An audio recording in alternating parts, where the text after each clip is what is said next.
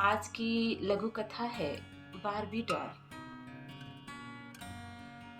तो हम देखते हैं कि इस बारबी डॉल की कीमत क्या है। Barbie doll. मालकिन, यह गुड़िया बाजार में कितने की आएगी? रागिनी के ड्राइंग रूम के शोकेस में सजे ढेर सारे महंगे खिलौनों में से बड़ी साइज की बारबी डॉल की ओर इशारा करती माला ने रागिनी से पूछ लिया, क्या करेगी इस गुड़िया की कीमत जानकर? अपनी घरेलू सहायिका माला के हाथों से बनी चाय की चुस्कियां लेती रागिनी को आश्चर्य हुआ। वो क्या है ना मालकिन कि कल मेरी मुन्नी का जन्मदिन है। मैंने कुछ रुपए जोड़ रखे हैं। सोच रही थी कि उन रुपयों से मुन्नी को एक गुड़िया खरीद कर दूं। कितने रुपए जोड़ रखे हैं तुमने? रागिनी माला से यूं ही पूछ बैठी। 500 रुपए जोड़ रखे हैं मैंने मालकिन। 200 की मिठाई ले आऊंगी और 300 रुपए की गुड़िया लाऊंगी। माला के चेहरे पर अपनी बिटिया के जन्मदिन के प्रति उत्साह देखते बन रहा था। माला के चेहरे को निहारती, उसके भीतर उमड़ती खुशी का अंदाजा लगाती रागिनी को वो दिन याद हो आए जब उसकी अपनी बिटिया सौम्या का जन्मदिन आने पर वह भी ऐसे ही उत्साहित हो उठती थी। तरह तरह के पकवानों और मिठाइयों की खुशबू से पूरा घर महक उठता था। सैकड़ों मेहमान आते थे और जन्मदिन की शुभकामनाओं के साथ साथ नन्ही सी सौम्या को तरह तरह के उपहार दे जाते थे। लेकिन हर बार सौम्या के जन्मदिन पर सबसे महंगा तोहफा रागिनी ही खरीद कर लाती थी अपनी प्यारी बिटिया के लिए।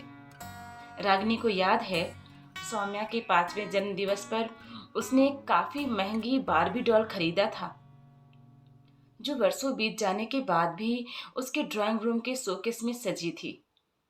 आज उसी बारबी डॉल की कीमत अचानक उसकी घरेलू सहायिका माला उससे पूछ रही थी।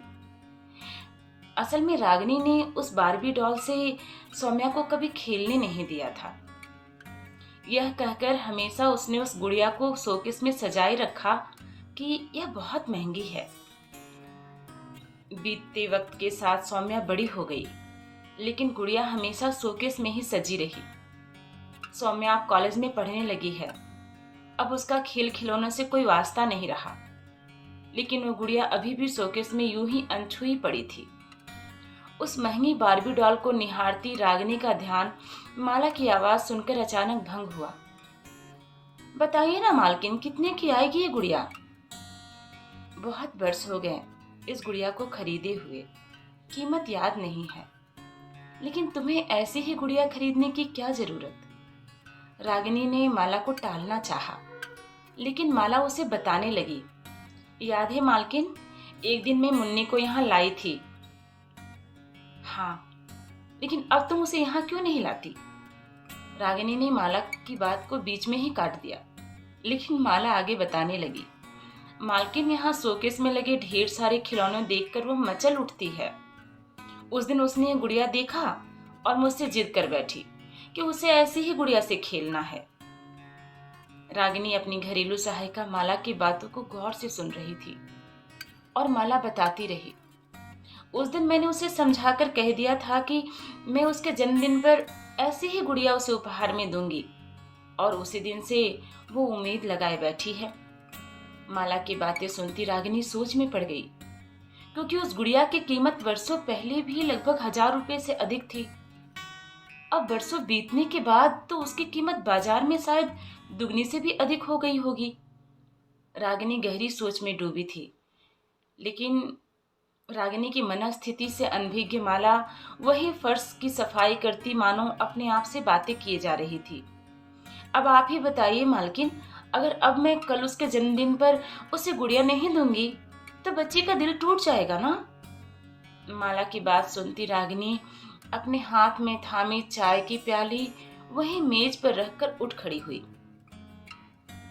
मैं तुम्हें इस गुड़िया की कीमत तो नहीं बता पाऊंगी माला, लेकिन तुम्हारी बिटिया के जन्मदिन पर उपहार स्वरूप इसे वह गुड़िया दे जरूर सकती हूँ।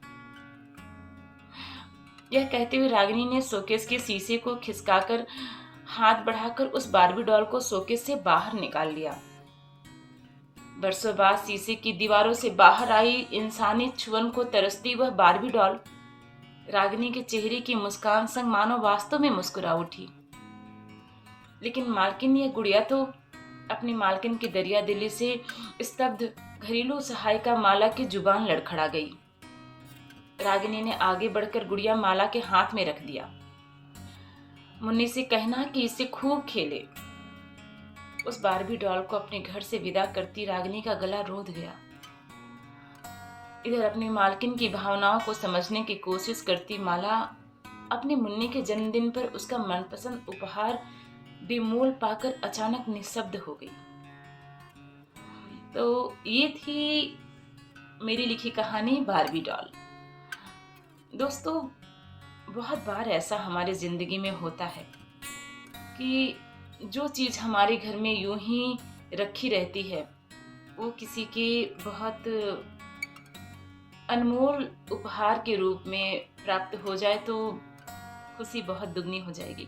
खैर, ये हर घर की बात है और ये कहानी भी कुछ ऐसे ही लिखी गई है। उम्मीद करती हूँ ये कहानी आप सबके दिल तक पहुंची होगी।